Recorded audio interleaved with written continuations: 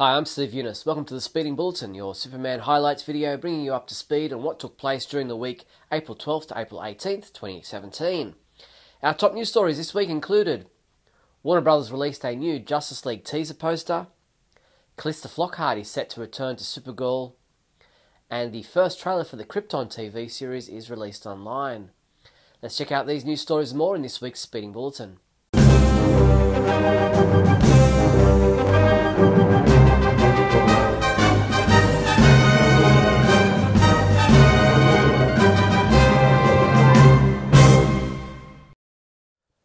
In movie news, Warner Bros. Has released a new teaser poster for the Justice League movie.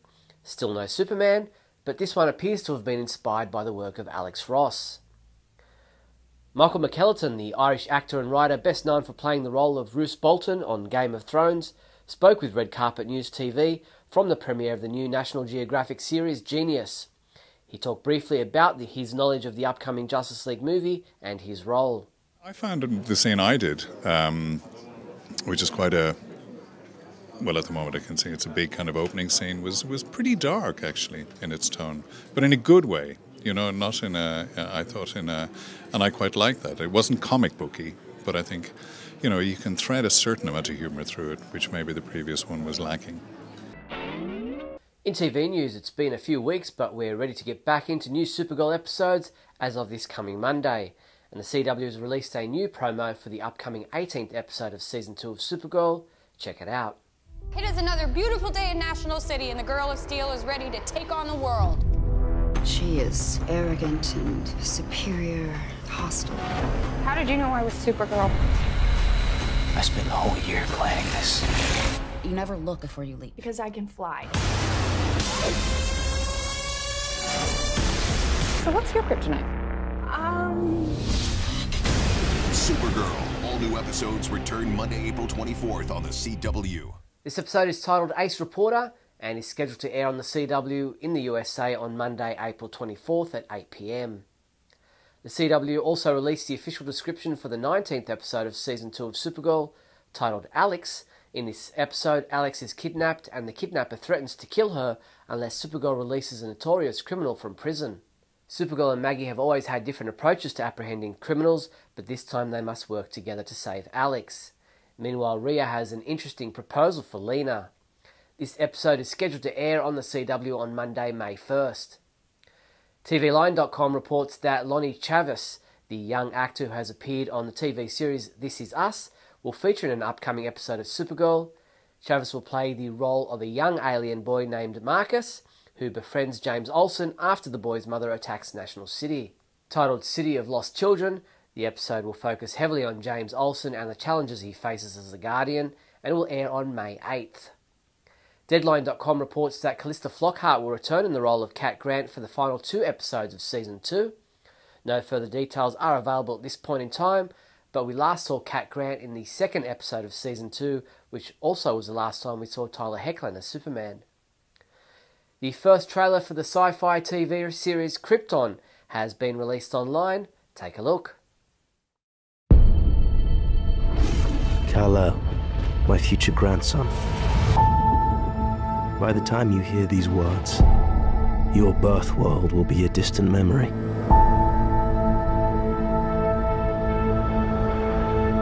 The House of El led a revolution against tyranny.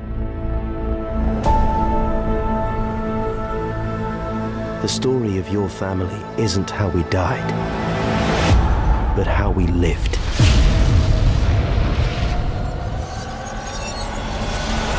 I know you will fight to save your world, just as I fought to save mine. Krypton takes place years before the Superman legend we know, when the House of El was shamed and ostracized.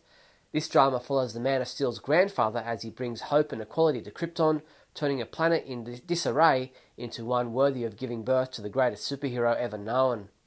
Krypton will premiere in the 2017-2018 TV season. In comic book news, Dan Jurgens spoke about Action Comics 977 in a new DC All Access video, explaining what happened in issue 976 and how things move forward in this week's issue. Well, what we had seen in Action Comics 976 is that we essentially had two different Supermen.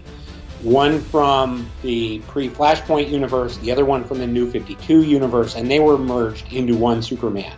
And what we start to explore in Action 977 is this rebuilt Superman timeline where we now fill readers in on Superman's definitive timeline in history. DC Comics released their July 2017 solicitations this week, and we highlighted for you all the Superman-related comics and products listed. Of special note was Action Comics 983, Part 1 of the Revenge story arc, in which a beaten and battered Superman can barely hold his own against the revenge squad of his greatest foes, but hope rushes from the horizon as the Superman family arrives.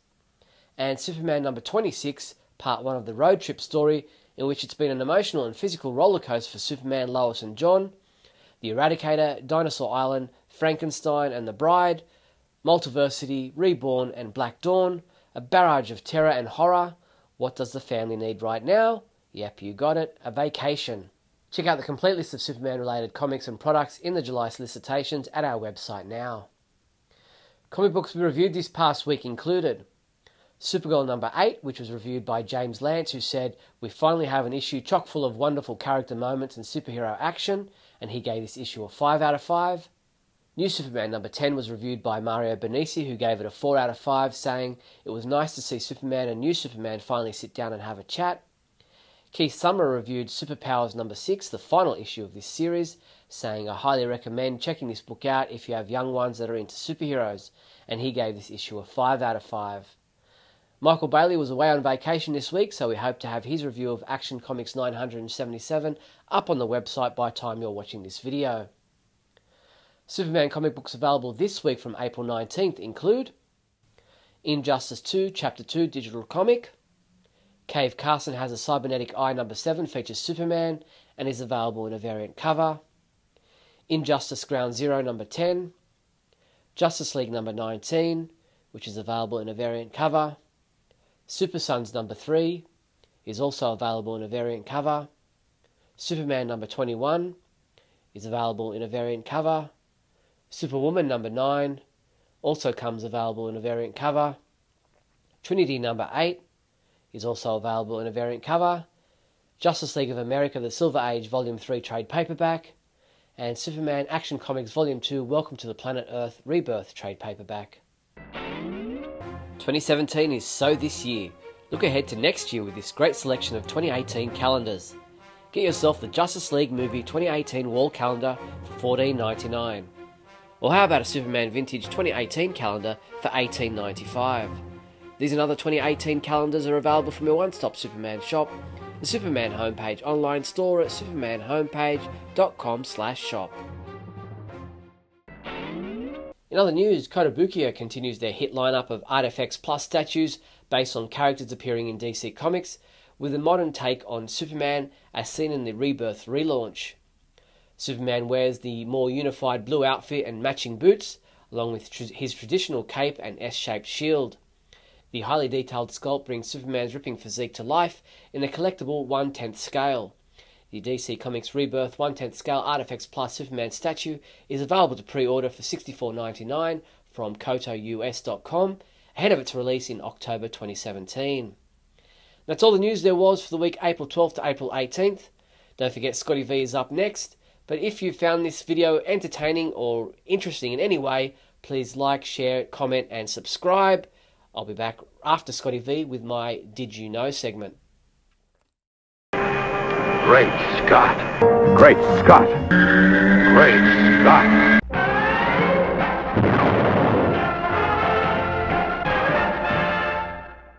Hello everyone and welcome to another fabulous episode of Great Scott. I'm Scotty V. You're not. Today I wanted to talk about the great news, we've known about it for a little while, that Tyler Hoechlin will be returning in the season finale of Supergirl. I'm hoping, and I think many of us are hoping, that it's going to be a couple of an episode arc. Maybe the episode before the season finale, and then the season finale, and then hopefully the premiere, and maybe the episode after that. We got 2 at the beginning of this year, the season 2. It was received really, really well. In fact, I didn't hear anybody complain about it. I mean, I personally made some comments regarding the camp, the cheese. That's not my favorite portrayal of Superman, although I guess Supergirl itself is a much lighter show, a bit cheesy at times. kind of romantic and mushy at times. Even the Flash crossover episode, the first one, very heartfelt, and I actually like that. I like a lot of heart. I like a lot of emotion. Winks to the camera and smiles at the camera aren't my big thing, although I'm really enjoying season 2. I'm a bit behind. I actually just only now watched Mr. and Mrs. Mixie-Spitlick episode, and I thought it was great. I love the way they used the character. I love the way they did the whole name backwards thing. I love the way they talked about imps and leprechauns, and the way they tied it in, saying that it was all beings from the 5th dimension, or at least that's what the beings from there are meant to be like. So the assumption is that these encounters with genies and leprechauns were in fact other encounters with people like Mixie. I like that she starts calling him Mixie almost right away. What I don't like, and I think it's hard to cover on a TV show with live actors, is he was a fairly attractive man with a beard, looked like a regular guy. He wasn't an imp, he wasn't shown small. I thought maybe at some point they might actually show what he really looks like in his other dimension, and this was just a form he took in order to try to trick Supergirl into marrying him. I like that they went to the fortress. The reason I wanted to talk about Superman returning is because the fortress, of course, pertains to him, and it's his fortress, but Supergirl keeps using it. The other thing they continue to do on Supergirl is use Superman's list of characters. Started with Jimmy Olsen, and pretty much every enemy that should have been Superman's is now Supergirl's, and this is the first time they've ever seen Mixie-Spitlick, which means Superman, and all this time he's been here. Same with Metallo. Reactron, seemingly the only one he's had run-ins with, or at least that they've talked about. It's very possible some of these enemies Superman did face in the past, and now they're just here returning to bother Supergirl, but she probably would have known about Mixie unless Superman just didn't tell her, which is kind of a not nice thing to do. But I enjoy the statue of Jor-El coming to life. I thought the effects were pretty good. I mean, when you watch it, you can tell it's an effect, and it's on the CW, so they don't have as much money as a big budget movie. But I thought I think it's going really well on the CW in terms of what they're able to do. People thought the quality was really going to drop off. Maybe it has a little. I mean, at times you can tell it's definitely a CG model flying around. But I really like what they've done. I'm really happy Hecklin is returning, and Calista Flockhart will be seen on the season finale as well.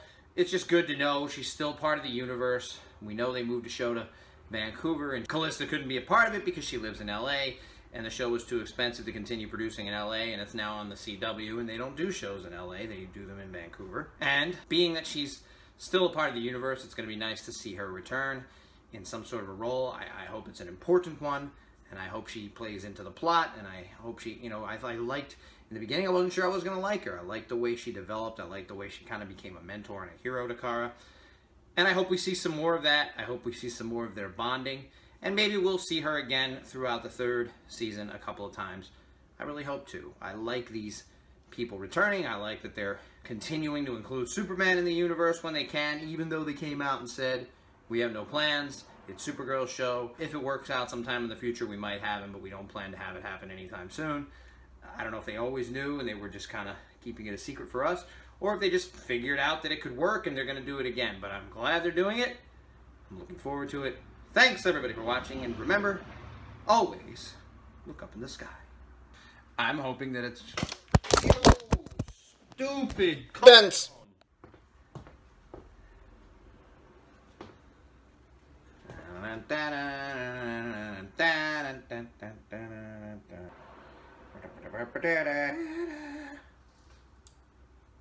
Cat, you are a dog.